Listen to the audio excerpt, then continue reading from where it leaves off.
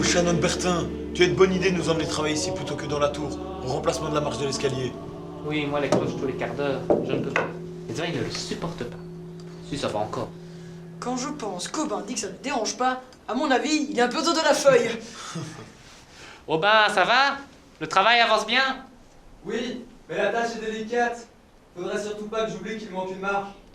Si tu as besoin d'un coup de main, tu sais bien, n'hésite pas. Cela dit, si tu veux bien, on serait pas trop de 4 pour remettre le plancher en place. Il est très lourd. Et encombrant, il s'agit de ne pas mettre un pied en dehors des poutres, même si elles sont grosses.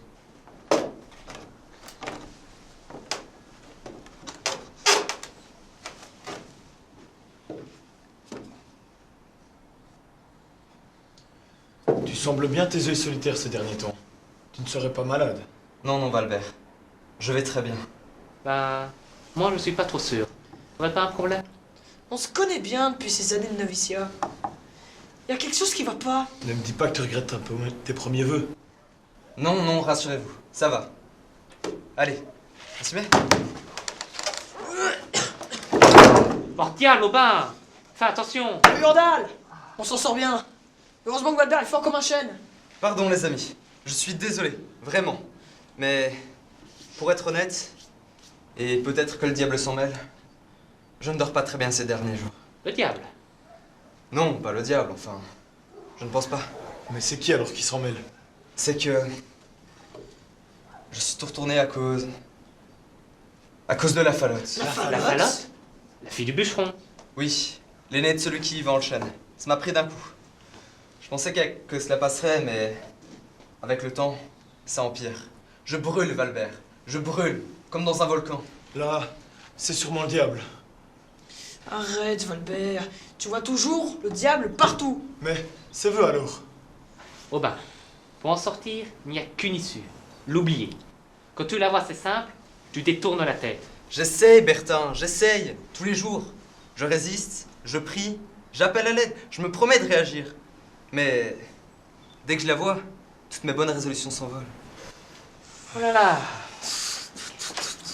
Bon ben, les amis, j'arrive tout de suite. Oh là là là là là là là. Je viens avec toi. Attention à la marche. Aubin! Coquebert, j'ai bien failli. Rien que d'y penser, j'en perds la tête. Je ne suis plus bon à rien. Allons, Aubin, ne te mets pas dans un état pareil. On va redescendre à l'escalier, je vais te donner un petit coup de main pour la marche. Et cette fille, oublie-la. Les filles, ça passe, tu verras. D'ailleurs, elles ne sont pas faites pour toi. Il suffit que je touche du bois de chêne pour la voir courir entre les arbres et d'avoir envie de courir vers elle.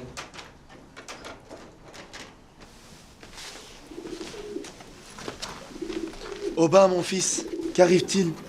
Ce que Bertin et Perceval m'ont raconté, dis-moi, ce n'est pas vrai? Viens avec moi.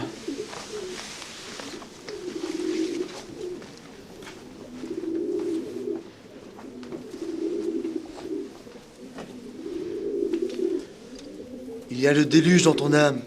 Viens tout me raconter. Alors, que se passe-t-il? Aie confiance en moi. Tu peux tout me dire. Ben voilà. Chaque fois que Ferréol vient livrer le chêne... Ferréol, c'est le bûcheron de la Marlagne. Oui. Pendant que le bûcheron est déchargé et que sa femme fait payer le bois, sa fille me fixe, avec ses yeux noirs, brûlants comme de la braise, qui me troublent, qui me poursuivent. Je les vois même la nuit. Et pas seulement les yeux. Il m'en arrive à brûler moi-même. Bon, c'était pas trop grave, mais il va falloir... Oui, mais la dernière fois, elle s'est approchée de moi, m'a poussé derrière la grande porte jusqu'à se serrer dans mes bras. Oh mon Dieu, je suis un misérable, je ne l'ai pas rejeté. Et ensuite? Ensuite, elle m'a donné rendez-vous dans la forêt. Dans la forêt? Et tu y es allé? Oui, nous nous voyons tous les mardis. Alors là, il est urgent de cesser. Mais elle attend un enfant. Un enfant? Je suis la pire créature de l'abbaye. Et même du village. Un religieux qui engrosse une villageoise. Il est bon pour le bûcher. Les bûchers n'ont jamais rien arrangé. Mais que faire? Il est vrai que ton péché est fort grave. Et même si la miséricorde de Dieu est immense... Père Abbé, Ferréol attend le chanoine Aubin à l'entrée de l'abbatiale. C'est le chêne, pour la charpente. Bon, va réceptionner ton chêne. Nous nous retrouverons ici plus tard. Et n'aggrave pas ton cas. Saluto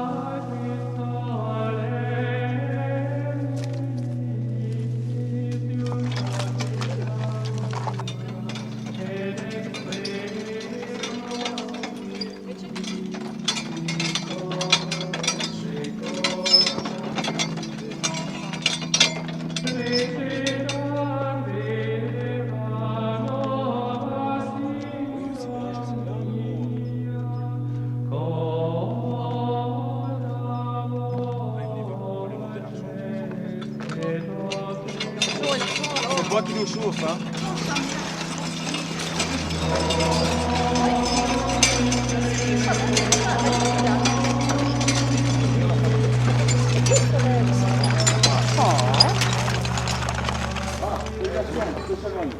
C'est le bois pour la charpente. Très bien. Vous allez prévenir Charles Aubin? Je vais de suite. Merci bien. Aubin ne devrait pas tarder à descendre. Le chanoine Aubin, tu veux bien. C'est quoi ces familiarités, Clotilde? Oh, ne fais pas ta mijaurée, hein. Dame Johanne. On est toutes d'accord avec la Falotte pour dire que le chanoine Aubin, c'est un vrai gâchis pour nous, les filles, qui n'avons pas encore trouvé chaussures à notre pied. Tu as mille fois raison, mais si nous voulons continuer à faire battre notre cœur en l'épiant au détour des colonnes de l'abbatiale, on a intérêt à le tenir à carreau. D'autant que, d'après ce que la Falotte nous a dit, la bille ne fait pas le chanoine. Le voilà qui arrive. Va prévenir Falotte, moi, je l'accueille et l'amène dehors. Toujours le beau rôle, hein, coquine. Si monsieur le chanoine veut bien reprendre son souffle avant de se précipiter vers sa belle charpente. Un peu d'eau? Non merci Clotilde. Ferréol n'attend pas. Bonjour monsieur Ferréol. Ah, monsieur le chanoine, vous voilà. Je vous ai trouvé un petit tronc bien droit comme vous me l'avez demandé. Ça vous convient? Qu'est-ce que vous faites là toutes les deux? Soyez gentils, laissez-moi tranquille, vous me perturbez. Chut, du calme, la belle. T'es pas toute seule à avoir les joues en feu, tu sais. À première vue, c'est du beau travail Ferréol, mais il faudra bien les carrer. Il vient de la Marlagne. Vous connaissez bien l'endroit, je crois. J'y vais parfois, mais jamais le soir, à cause des loups. Mais oui, bien sûr. Les loups. En arrivant, j'ai demandé l'aide de quelques convers pour m'aider à débarquer le tronc. Ah, les voilà qui arrivent. Bonjour, monsieur Ferrol. Bonjour, monsieur Féol. Bonjour.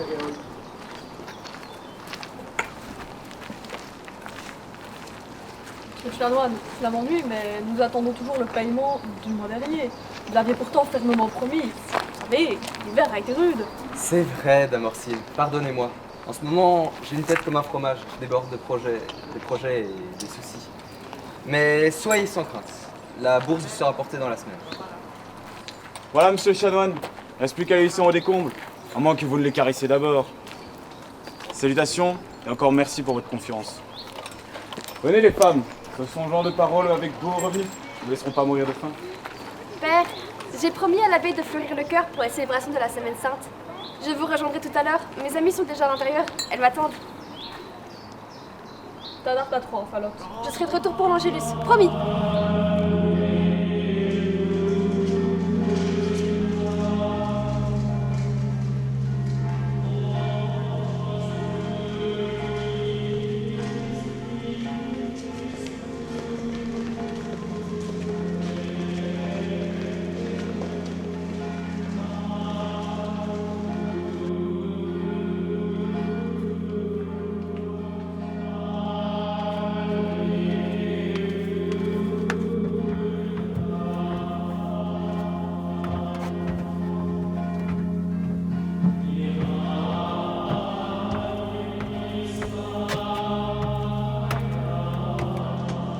Attends-moi. Tu montes trop vite. Dans mon état, je ne peux plus suivre. Falotte, ce n'est pas bien dans une église. Avec toi, ce n'est jamais convenable.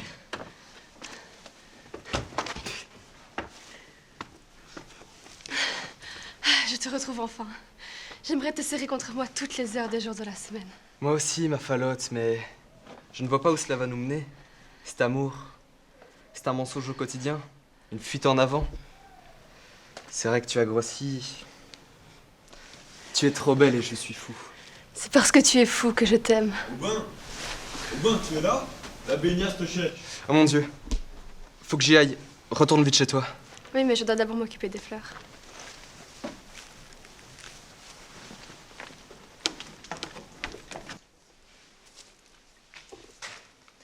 Je ne comprendrai jamais comment des hommes peuvent construire un tel édifice, et surtout par quels moyens ils faisaient monter des énormes poutres des combles à une telle hauteur. Dis donc, Joanne qui pense? On aura tout vu. Psst, Falotte, arrive, on va savoir.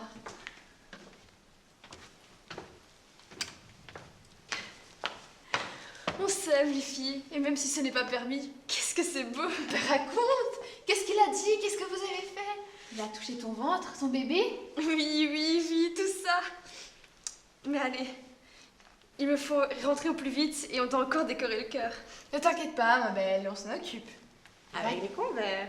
Va attends pour ne pas éveiller les soupçons de tes parents. Merci, mes amis. Quel soulagement de vous avoir près de moi. Amusez-vous bien.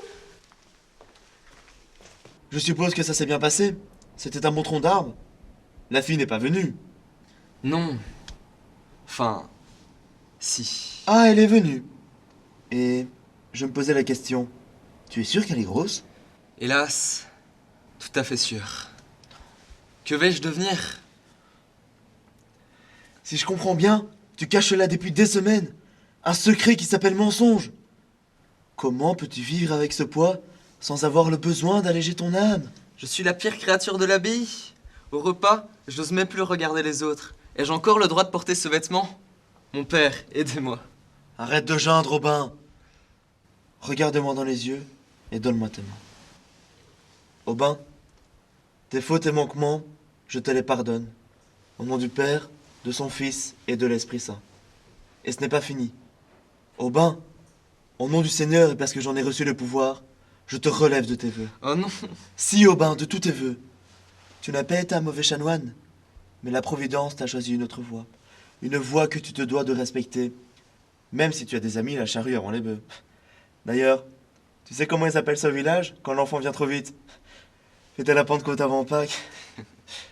Mais que va dire Féréole et Orsine? Ils sont capables de me tuer? Mais non, ils n'iront pas jusque-là. Mais si tu passes un quart d'heure difficile, dis-toi que tu l'auras bien mérité. Dorénavant, c'est le père prieur Eudès qui sera ton interlocuteur. Je vais d'ailleurs le charger de s'occuper lui-même des travaux de la charpente. J'ai trop d'images inattendues qui nous restent en tête, avec les conversations profondes que nous avons eues. Merci mon père pour votre accompagnement éclairé et cette grande charité dont vous me témoignez. Vous êtes un saint homme. Encore et toujours des ramiers morts. Je pensais les avoir tous enlevés. Je me demande d'où ils viennent, ces pigeons. Et ce qui les attire. Certainement pas par la porte du bas de la tour, en tout cas. Elle est toujours fermée. Je pense que c'est plutôt par les abassons. Tant qu'on n'aura pas mis de filet pour les empêcher d'entrer, pour se protéger du vent et de la pluie, on en ramassera encore. D'ailleurs, Jésus n'a-t-il pas dit « Laissez venir à moi les petits oiseaux » Ben non, dans l'évangile, ce sont les petits enfants que l'on laisse approcher. Et puis, tant qu'on le travaille à l'abbaye, on veut bien qu'ils viennent se protéger ici, hein, parce que c'est pas au village qu'on nous donnerait de quoi faire bouillir la marmite. Et en parlant de marmite, dommage qu'on puisse pas les manger. Très peu pour moi, ils doivent être pleins de microbes et de pustules. Tu as vu ce qu'ils envoient en l'air quand ils se secouent?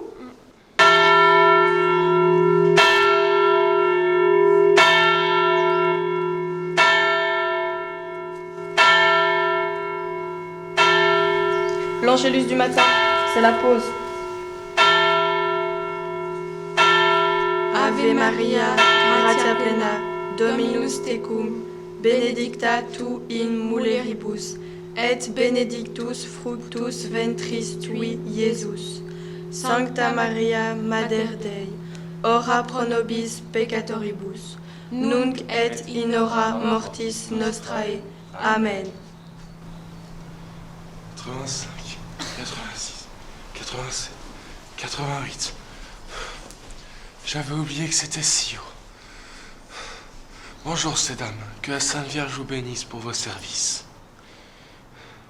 Père Eudès? Vous? Ici? Mais qu'est-ce qui vous amène? Ça fait des années que je n'étais plus monté aussi haut.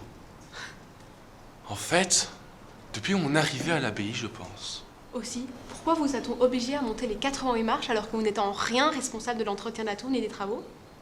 Les temps changent, Flore. Lors de la réunion de la communauté d'hier soir, le père abbé a décidé qu'il souhaitait déléguer sa charge de responsable des travaux de la charpente et qu'il trouvait que j'étais le plus apte. Sic et nunc. Le père prieur responsable des travaux. Bizarre. Je pensais que vous étiez surtout attaché à la préparation des services religieux. Bon ben, c'est pas nos affaires. Hein, Flore? Mais puisque vous êtes là, bienvenue dans le monde des araignées, des ramiers et du tintamarre. Merci Berthe. Je viens en effet de remarquer qu'il ne vaut mieux pas traîner sous les cloches à l'heure de l'Angélus. Mais dites-moi, vous n'auriez pas vu passer Aubin? J'aurais voulu lui demander où il en est dans la rénovation des poutres de la charpente. Ah non, on ne l'a pas vu, hein. Il dort sans doute encore. Après ces aventures d'hier... Ces aventures d'hier? De quoi parlez-vous?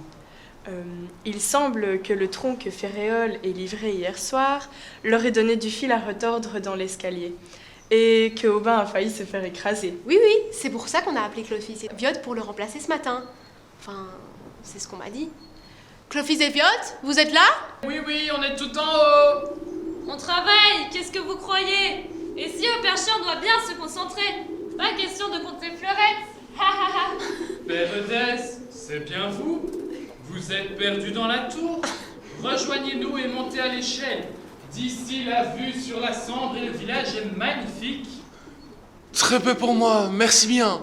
Rien que de vous regarder de là-haut, j'en ai la tête qui tourne. Mais vous, descendez, je vous prie. Je voudrais que vous me guidiez dans les chevaux de la charpente de l'abbatiale. Ah bon? Dommage, parce que je suis sûre que les carrés sèches sur lesquels nous travaillons vous passionneraient. C'est trop gentil, merci bien. De quoi parlez Viotte? L'équarrissage. C'est pas en lien avec les cadavres d'animaux, ça? Ferredès, on voit que vous êtes un intellectuel. Si, mais c'est aussi pour le bois. Le fait de le trancher et de tailler un tronc d'arbre afin de lui donner une forme carrée. Pour en faire une poutre, ici. C'est un métier physique et très exigeant à notre époque. Oh là là là là là là là. Chapitre suivant. Je sens que j'ai encore beaucoup de choses à apprendre. Oh, les experts. Avant d'aller plus loin, demandons au Seigneur de nous éclairer et de bénir les mains qui nettoient et rénovent son Église. Amen. Amen. Allez, maintenant chacun son travail.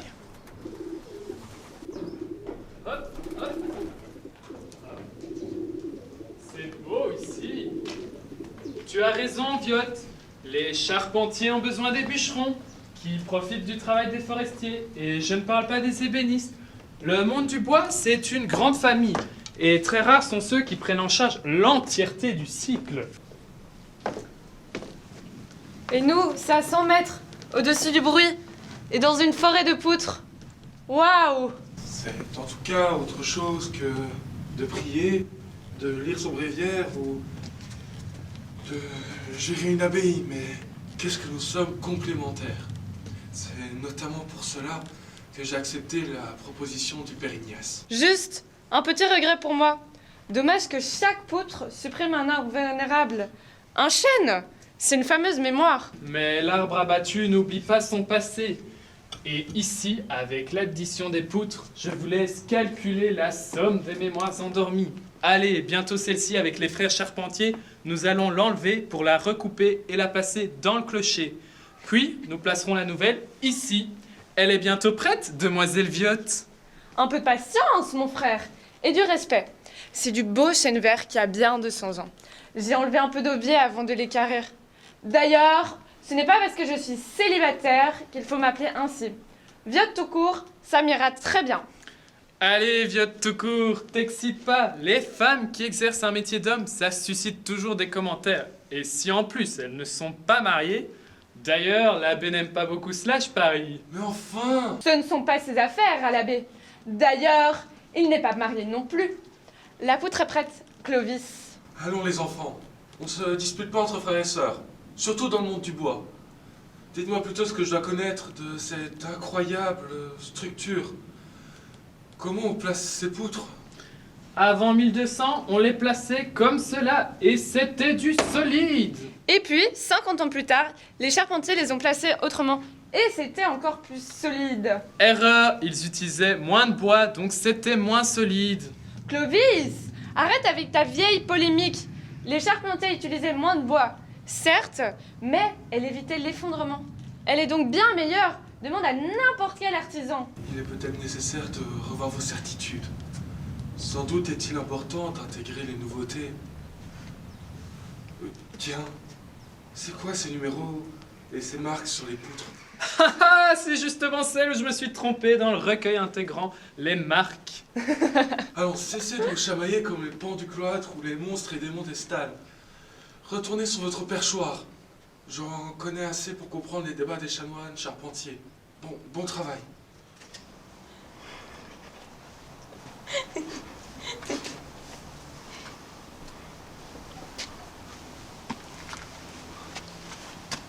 Non! Le ciel et la toiture me tombent sur la tête. Des chatouilles, des enlacements, que dis-je, des attouchements malhonnêtes. Et tout ça sous mon nez, sur les hauteurs d'une abbatiale consacrée à la Vierge Marie. Oufti, le père abbé imaginait-il une telle multiplication des cas? Serait-ce pour ça qu'il m'a passé la patate chaude? Norbert, je n'ai rien fait pour mériter cela. Viens m'aider à remettre de l'ordre. Père Eudès, comprenez-nous, c'est de notre âge quand même. Bon, d'accord, pas dans l'abbatiale, mais ici, on est juste dans la toiture, pas dans la partie sacrée du bâtiment.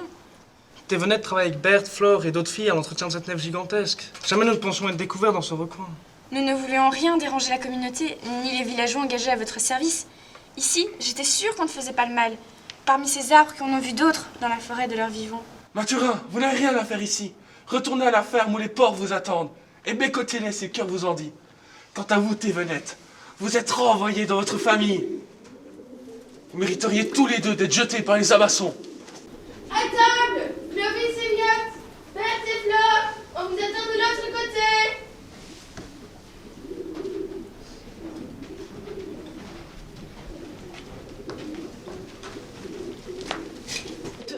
Père Eudès, vous dans les combles? Qu'est-ce que vous faites là? D'habitude, c'est le chef charpentier que nous trouvons ici. Et le chef, le père abbé, le contrôleur, l'homme au grand cœur pour ses ouvriers. Vous, finalement, on ne vous connaît pas beaucoup. Vous êtes au service spirituel de votre communauté, pas à la manœuvre opérationnelle. Sans doute, tant mieux. Disons cela, oui. Je suis à la recherche d'âmes perdues, au détour de cette forêt constituée d'innombrables chênes équarris. Et j'ai repris la tâche de la surveillance de la charpente afin de soulager le père Ignace. Bon, allez, venez, on va s'asseoir. Oui. Berthe et Flore, t'es malade qu'elle n'est pas avec vous? Tiens, regarde. Ah, tu es là. Tu ne travaillais pas avec les autres dans les escaliers? Je suis pas restée avec elle toute la matinée. Je suis monté pour l'aider à nettoyer les vides des combles. Ce n'est pas évident pour une fille seule. Ouais.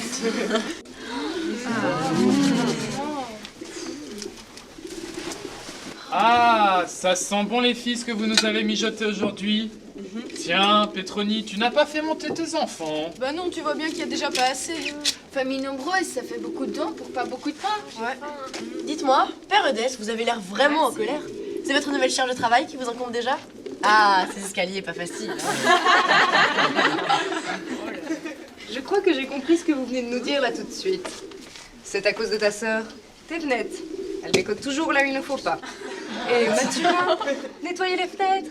Tu me fais bien rire. À vous deux, vous faites vraiment la paire. Va des rétro, Satanas. Thévenette, tu t'es mise avec le Mathurin? Mais enfin, Seigneur Abbé, vous n'avez jamais été jeune. Faut bien qu'elle découvre la vie, hein.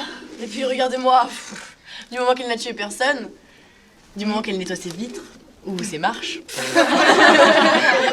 Et puis, s'il n'y a plus d'accordail, il n'y aura plus d'enfants. Hein, Margot? C'était ici aussi, toi, non? Plus d'enfants, plus de chanoines. Là, vous me gonflez. Ça dépasse tout entendement. Tout le monde dehors. Et tenez la Thévenette hors de ma vue. La vie, elle la connaît déjà apparemment, puisque vous me dites qu'elle séduit tout ce qui bouge. J'ai dit tout le monde dehors. Je ne veux plus voir personne. Tant pis si le travail prend du retard. J'ai d'autres chats à fouetter. Tu travailles. Et pour finir, on supprime ton repas. S'il ne pleut pas, on pourra manger dans la cour. Dis Justine, paraît que la Falotte a mis la charrue avant les bœufs. Tu étais au courant, toi? Ben, ça sautait aux yeux, sauf pour les aveugles et les naïfs comme toi. Cela dit, souviens-toi, sa mère avait pris le même raccourci. Mais bon, y a pas de mal. Bousculer l'ordre établi, ça suscite le progrès. Et puis, porter la vie, c'est une belle entreprise, non? Ah, maître Ferréol, vous voilà.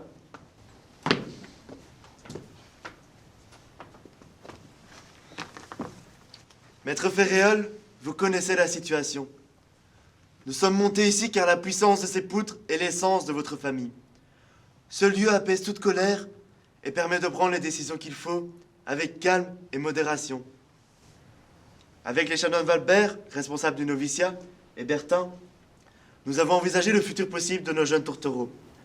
C'est cela que nous voulons vous transmettre afin de partager le message à Madame Orsine, supportable et même constructif. Je suis déshonoré. Avec un chanoine, ça, j'aurais jamais cru. Sous mon nez, à chaque livraison, je n'ai jamais rien vu. Normal que cette affaire vous secoue. Moi aussi, j'en reste bouleversé. D'autant qu'Aubin est mon ami, mon frère. Mais quelle que soit l'épreuve, il faut garder son calme. Féréole, on me dit que vous êtes un bûcheron avec les pieds bien dans la glaise. Ne faudrait-il pas discrètement envisager un mariage? Un mariage avec un chanoine. Alors là, chanoine Valbert, ce sera tout sauf discret. Le village va éclater de rire. Et ta mère, tu as pensé à ta mère. Tu vas la faire mourir, elle n'osera plus sortir. Un mariage, non mais, je préfère aller voir la rebouteuse. Papa, je suis désolée. Je vais lui parler, moi, elle comprendra. Et d'ailleurs, je suis sûre que vous n'avez pas fait autre chose que nous. Oh, comment oses-tu? Tu as de la chance que tu portes un enfant, je te battrai à sang. Alors là, vous dépassez les bornes, bûcheron. J'entends votre colère et je peux la comprendre. Je dirais même qu'elle est salutaire. Mais pas la violence. Une colère, ça se digère et ça décline avec les jours. La violence ancre ses effets trop profondément dans les esprits. Et quand Dieu donne la vie, ce n'est pas pour aller voir la sorcière. Le déshonneur et la colère ne passeront pas. Si, Féréole, car vous ignorez encore que depuis ce matin, Aubin n'est plus chanoine. Ce qui change complètement la situation. Et moi qui resterai son ami pour toujours, je vous enjoins de donner un père à l'enfant. Je connais Aubin mieux que vous. Votre fille sera très heureuse. J'en fais le serment, devant Dieu et devant les hommes. Et maintenant, il est temps d'aller annoncer à votre épouse qu'elle va devenir grand-mère. Grand-mère? Eh oui, maître Féréole. Et vous ne ferez pas un mauvais grand-père. Le mariage sera célébré durant l'office de Pâques. Au Tourtereau, notre communauté offre cadeau la vieille masure au bord de la rivière, avec pour mission de la rénover, de fournir en bois l'abbaye et en chêne de qualité pour entretenir les stalles. Et s'il livre assez de chêne, nous remplacerons même les meubles de la sacristie. Allez, Orsine, ne tire pas sa tête. Je voudrais bien t'y voir, toi. Ta fille qui se fait engrosser par un chanoine, et ce sans t'en apercevoir. T'as déjà connu ça dans ta famille? Dans ma famille? Non. Mais dans l'abbaye, il y a déjà eu des histoires. Tais-toi, Mathurin, nous, on n'est pas encore prêts à ce que je sache. Ah non? Et voilà qui descendent. Où est-elle, la traînée? Que je suis pas derrière train. Falotte, viens voir ta mère tout de suite. Du calme, Orsine. Elle descend prudemment. Rappelez-vous de ce que vous m'avez confessé il y a quelques années.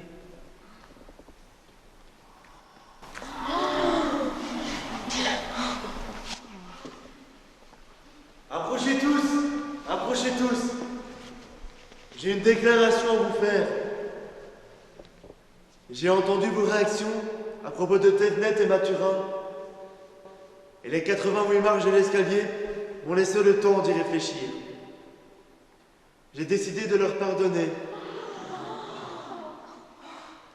et de les renvoyer dans leurs tâches respectives. Mais ils devront se confesser avant Pâques. Et puisqu'il est question de Pâques, j'aurai l'honneur de célébrer pendant la messe le mariage de Falotte et Aubin.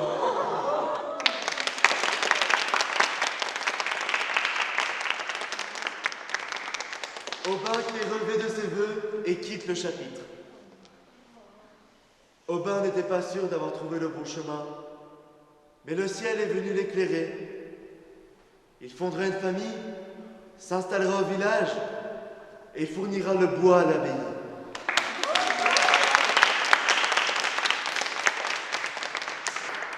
Bûcherons des bardeurs, bâtisseurs de maisons, c'est le premier métier des artisans wallons. Ohé les apprentis, ohé les vétérans, des chaînes de Namurois, nous sommes les enfants. Ébénistes, scieurs, charpentiers, menuisiers, nous sommes la fierté des artisans wallons. Ohé les apprentis, ohé les vétérans, des chaînes de Namurois, nous sommes les enfants. C'est grossir et sculpter, stalettes et violons, c'est le sommet de l'art des artisans wallons.